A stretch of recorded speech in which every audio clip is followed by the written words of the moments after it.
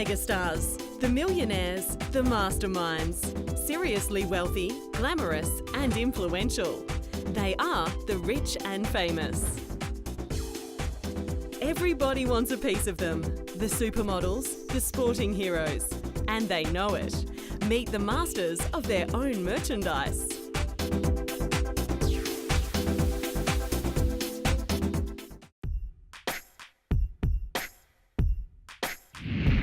Gisele Bundchen.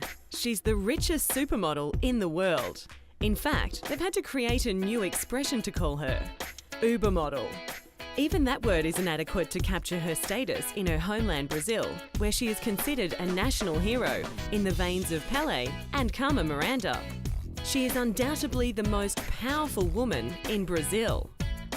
And what humble beginnings. She was so thin and gawky at school that her friends used to call her Olive Oil after Popeye's skinny girlfriend.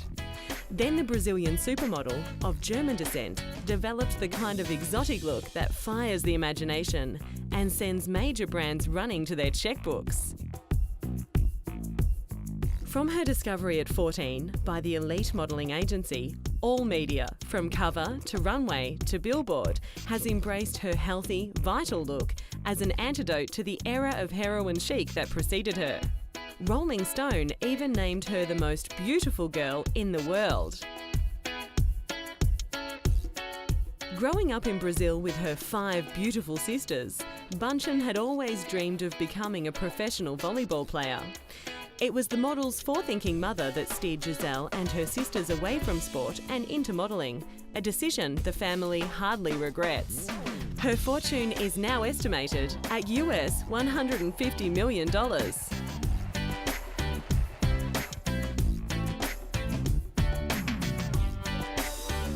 Gisele Bundchen is currently the face of more than 20 brands around the world, including Christian Dior, Dolce & Gabbana, Versace, Ralph Lauren, Louis Vuitton and Victoria's Secret.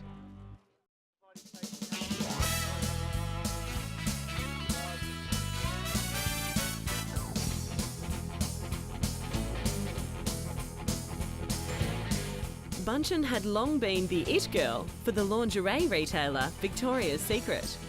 Victoria's Secret, which has sales surpassing $5 billion, is well known for featuring top fashion models. Gisele Bundchen joined a stable of highly visible beauties, including Heidi Klum, Rebecca Romaine and Tyra Banks, who were chosen for their spectacular physical gifts. Oh yes, and their great personalities. Bundchen reportedly ended her contract with Victoria's Secret because it wouldn't raise her $5 million a year salary. Well, the Brazilian beauty doesn't have to work for anyone she doesn't want to. She's got a rapidly expanding range of her own business interests. She will be the new face of Yves Saint Laurent with her own perfume and will have her own lingerie collection in partnership with European giant company H&M.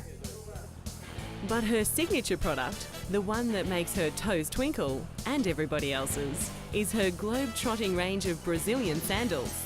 Called Ipanema and designed by the Ipanema girl herself, her eco-friendly sandals are practically walking off the shelves by themselves. They're lightweight, soft, comfortable, and are decorated with Brazilian tribal imagery. The sandals are worth around $230 US. Even though part of each purchase goes to help save the rainforest in her native South America, it's been the sales of the sandals that have really pushed the model's earnings over the top since 2001. They currently sell at the rate of over 1,000 pairs per day worldwide and have become a fashion must-have. And the Bundchen brand doesn't stop there. Her burgeoning property portfolio includes a penthouse apartment in Manhattan, a mansion in Los Angeles, and a hotel in the south of Brazil, the Palladium Executive. It's her ventures in her beloved southern Brazil that fire her passion the most. And yet the difficulty of publicly appearing in the country where she is hounded by hysterical fans and worshipped as a goddess make it hard to promote her business personally. No matter, anything with this girl's name on it will always be an object of desire.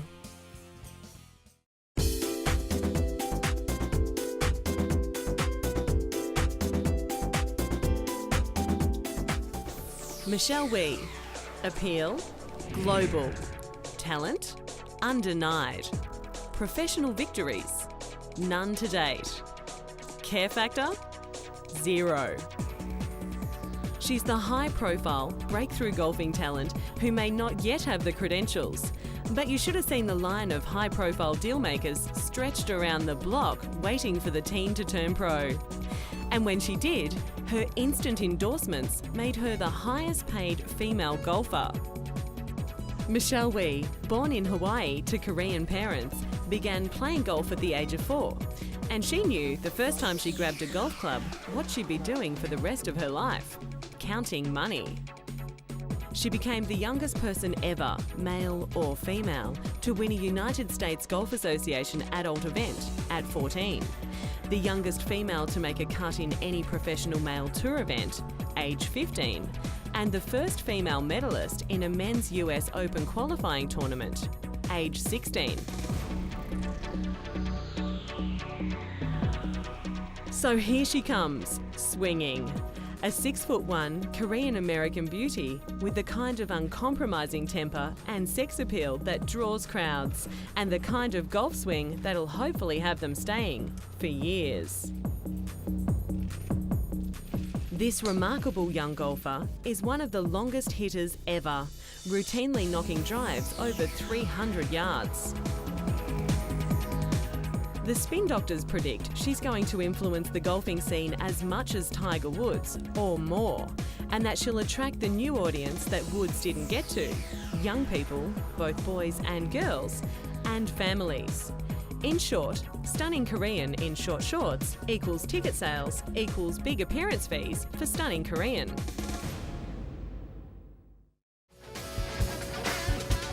A week before her 16th birthday, Wie turned professional, signing sponsorship contracts with Nike and Sony worth more than US $10 million per year.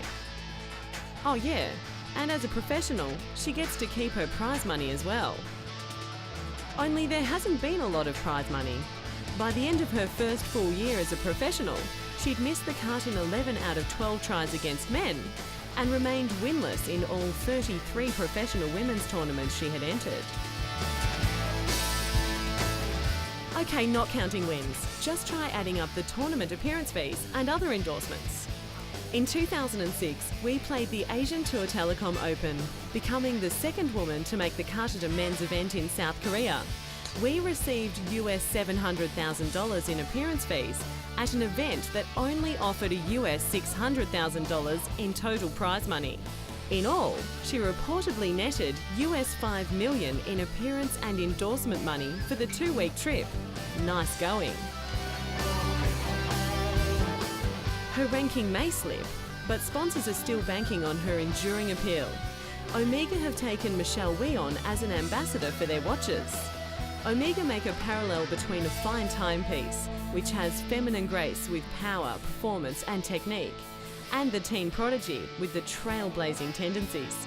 Sure, I'm buying it.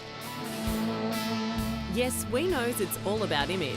She signed with the William Morris agency to secure further commercial endorsements and guide her pro career. The choice of image machine William Morris, agent to Clint Eastwood, John Travolta and Heidi Klum, seems to suggest her long-time aspirations may involve becoming a celebrity as well as a sportswoman.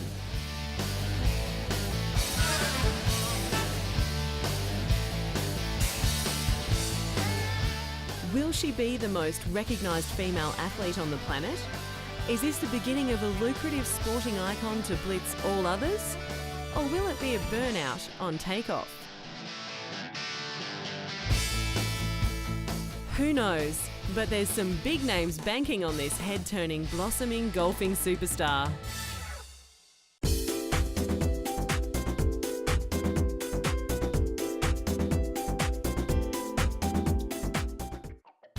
Kate Moss. At 105 pounds, she's the featherweight fashion heavyweight. She might have pioneered the wave look, but she's no pushover when it comes to building a powerful industry on her name and her unique look. Hers is a look the world can't get enough of. She's graced over 300 magazine covers and charges at least $10,000 per day for the pleasure. When Moss emerged in the 90s, she was the perfect antidote to the curvy, sporty Cindy Crawford, the male fantasy Claudia Schiffer, and the exotic Amazon Naomi Campbell. Her waif look had an appeal for both men and women, and she charmed the fashion industry despite being unusually short for a runway model. She is regularly listed as one of the 25 sexiest women in the world. Moss is the second highest earning supermodel, estimated to be worth £45 million and ranked as the 99th richest woman in Britain.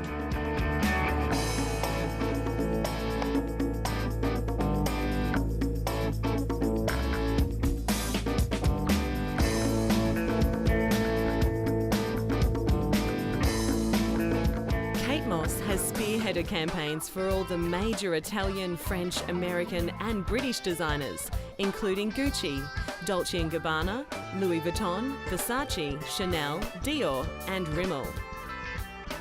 Even after her well-publicised drug scandal, the model made an astonishing comeback, bagging 18 new and lucrative contracts, including Virgin Mobile, Stella McCartney and Nikon. But the marketable allure of Kate Moss is not just about her vital statistics. Her rock and roll lifestyle and fashion sense have made her an international fashion icon, regularly appearing on the world's best dressed lists. Moss is credited with setting global trends in her own style: denim cut-off shorts, Ugg boots, ballet flats, ankle boots and skinny jeans. So it doesn't take a genius to see the potential of Moss merchandising. When word got out that Kate Moss had designed a collection for the cheap and trendy Topshop chain in the UK, based on her own rock and roll wardrobe, the countdown to launch caused insane public anticipation.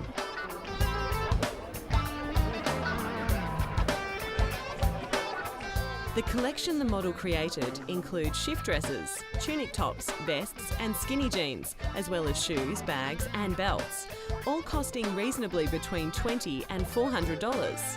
And all, apparently, very wearable. If you're a reed-thin supermodel, that is.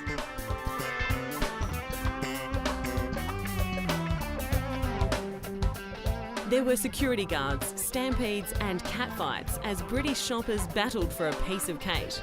And within 2 hours, the collection was sold out across the country. A Topshop spokeswoman said they'll be ordering twice the amount for the next season. Moss signed a 2-year contract with the retailer and was reportedly paid $6 million. The key is the fit between the model and the merchandise. The range works because fans can imagine her in the clothes. It's the kind of credibility Moss is now exploiting in a new range of personally endorsed fragrances. Coty, the world's largest fragrance company, has partnered with the supermodel to develop the fragrances. Coty says Kate Moss defines modern glamour today. Her unique look pushes the boundaries on beauty in new directions. She embodies everything interesting about modern women. Hopefully, modern women feel the same way.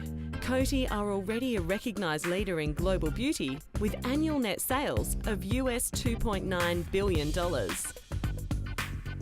The perfume is described as capturing the two sides of Kate, the good Kate and the bad Kate, while creating a very rich Kate into the bargain.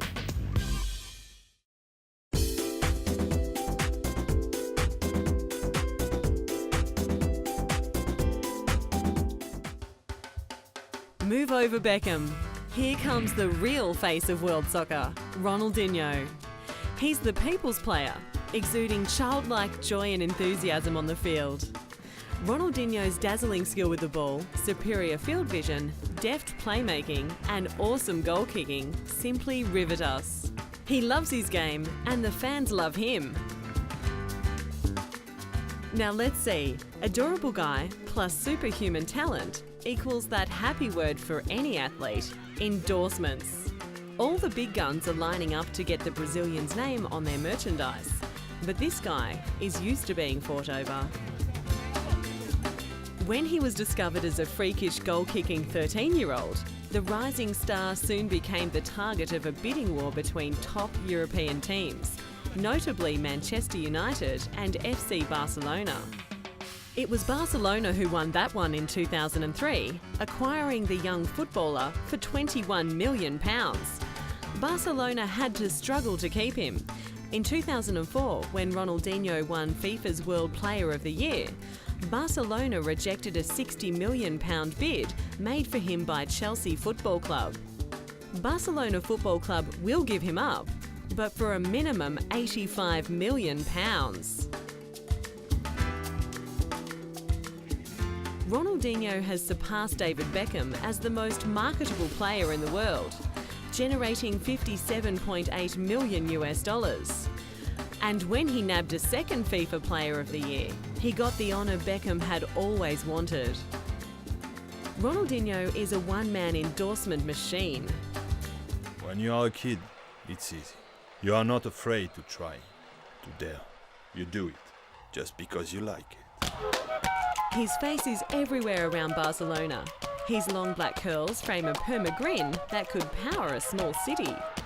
He appears in advertising campaigns for international companies like Pepsi, the technology company Lenovo, as well as at least 8 Brazilian brands, including Kibon ice cream.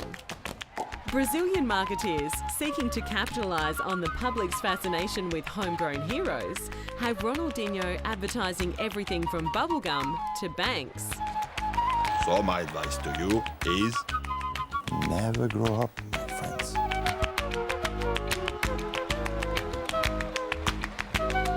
But his biggest commercial backer is Nike, who have signed him up for a lucrative 10-year endorsement deal.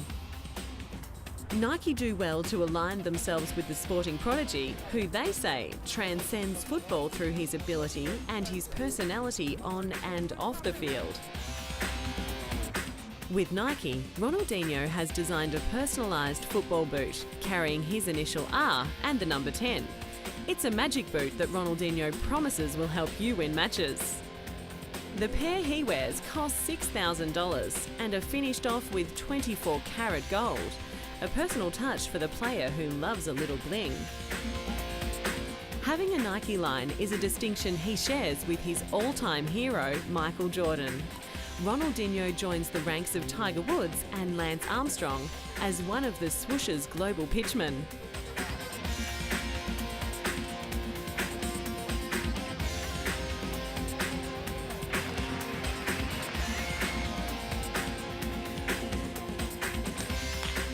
The biggest part of the Brazilian's appeal is his love for his team. He says he can't imagine wearing another shirt. Whether he can imagine wearing another boot but Nike's will depend on his being able to resist the seduction of other brands. Despite the trappings of wealth and superstardom, Ronaldinho tries to live a simple life, spending much of his time in Spain and Brazil with his widowed mother, his brother who acts as his agent, and his sister who's his media coordinator. Good luck living the simple life when you've become the face of football.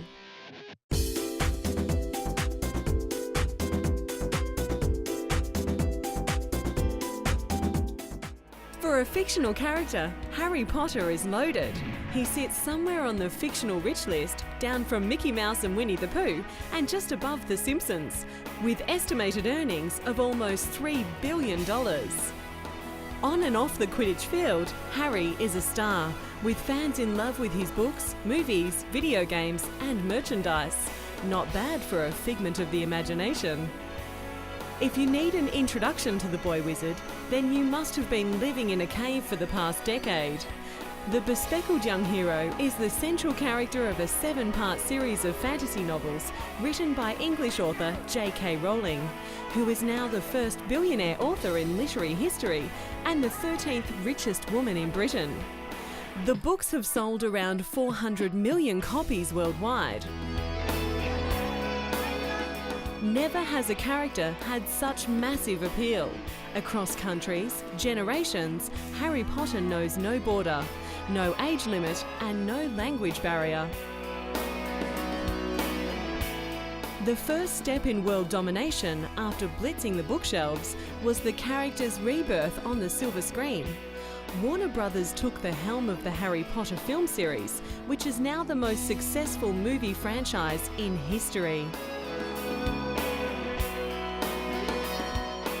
The combined worldwide box office gross for the Harry Potter films to date is in excess of $4.47 billion, surpassing the box office totals of all 22 James Bond films and the 6 Star Wars movies. The films are among the 20 top grossing box office hits of all time. Warner Brothers said it would be an understatement to say we are proud of the success of the Harry Potter films. Yes, I'm not quite sure there's a word yet for the utter joy of contemplating your inconceivable wealth, but I'm sure they can always get their writers to invent one. Daniel Radcliffe, the boy wizard incarnate, will earn over $50 million for the last 2 films in the franchise, making him the richest teenager in Britain. And his lovely accomplice in his war against evil, actress Emma Watson, says that thanks to her $4 million paycheck per film, she is set up for life and never has to work again. Lucky for some. Shame on those purists always insisting on fresh ideas. Don't they know the sequel is where the money is? Where's the incentive for Warner Brothers to gamble on an untested idea? It's a pity Rowling stopped at book number 7. But it was true marketing genius when the powers that be got together to release the 5th film and the 7th book at the same time, taking Harry hysteria to truly impossible heights. And riding on this global tsunami, the magic of merchandise. Everyone wants a piece of Potter. You can order a robe, a wand, a spellbook, a lunchbox, sticker books, action figures, t-shirts. Perhaps you'd like to wear Professor McGonagall's hat for $24.95 or get a deluxe Death Eater costume for one of the kiddies at a reasonable $32.95. You'd be feeding a billion-dollar industry that shows no sign of slowing till sometime into the next decade. But have we exploited the orphan wizard enough? Surely we can squeeze some extra revenue out of some new untapped idea. Yep, you guessed it, Harry Potter World.